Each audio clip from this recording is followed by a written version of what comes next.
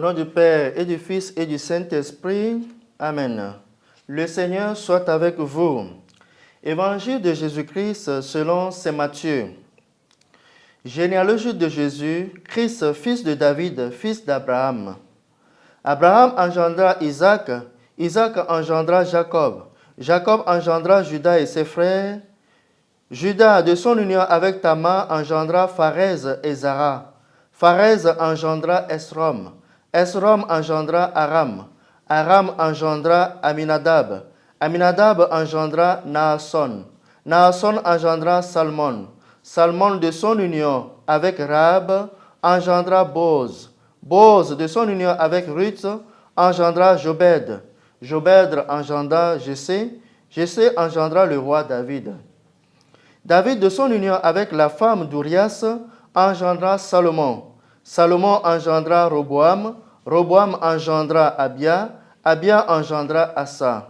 Asa engendra Josaphat. Josaphat engendra Joram.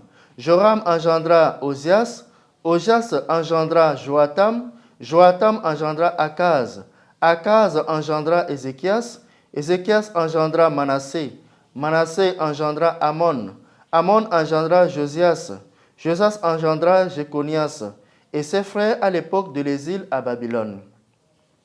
Après l'exil de Babylone, Jéconias engendra Salatiel. Salatiel engendra Zorobabel. Zorobabel engendra Abioud. Abioud engendra Eliakim. Eliakim engendra Azor. Azor engendra Sadok. Sadok engendra Hakim. Hakim engendra Eliud. Eliud engendra Éléazar. Éléazar engendra Matan. Matan engendra Jacob. Jacob engendra Joseph, l'époux de Marie, de laquelle fut engendré Jésus, que l'on appelle Christ. Voici comment fut engendré Jésus-Christ. Marie, sa mère, avait été accordée en mariage à Joseph. Avant qu'ils aient habité ensemble, elle fut enceinte par l'action de l'Esprit Saint. Joseph, de son union, Joseph, son époux, qui était un homme juste et ne voulait pas la dénoncer publiquement, décida de la renvoyer en secret. Comme il avait formé ce projet, voilà que l'ange du Seigneur lui apparut en songe et lui dit : « Joseph, fils de David, ne crains pas de prendre chez toi Marie ton épouse, puisque l'enfant qui est engendré en elle vient de l'Esprit Saint. Elle enfantera un fils, et tu lui donneras le nom de Jésus, c'est-à-dire le Seigneur sauve, car c'est lui qui sauvera son peuple de ses péchés. » Tout cela est arrivé pour que soit accomplie la parole du Seigneur prononcée par le prophète. Voici que la Vierge concevra, elle enfantera un fils, on lui donnera le nom d'Emmanuel, qui se traduit Dieu avec nous. Acclamons la parole de Dieu. Louange à toi, Seigneur Jésus. Chers frères et sœurs, loué soit Jésus-Christ. Aujourd'hui, 8 septembre, l'Église nous invite à célébrer la fête de la Nativité de la Bienheureuse Vierge Marie. La première impression que l'on peut avoir après avoir écouté cet évangile en ce jour où nous fêtons la Nativité de Marie est qu'il relate l'origine de Jésus plutôt que celle de Marie.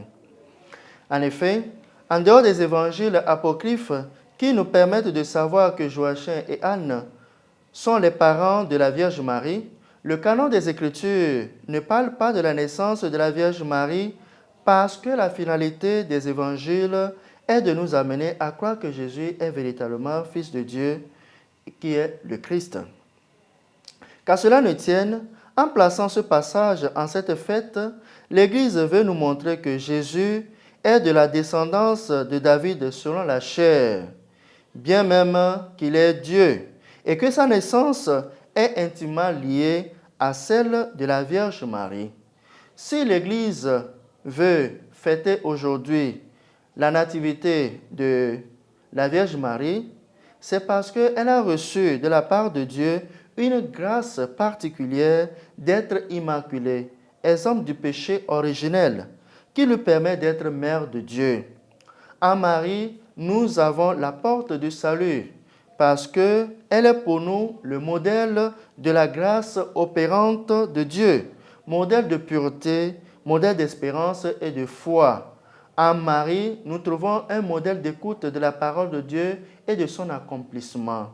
Aujourd'hui, en fêtant la naissance de la Vierge Marie, nous allons demander son intercession, qu'elle nous aide à faire la volonté de Jésus, son Fils, qu'il a porté, qu'il a mis au monde et par qui le monde a reçu le salut.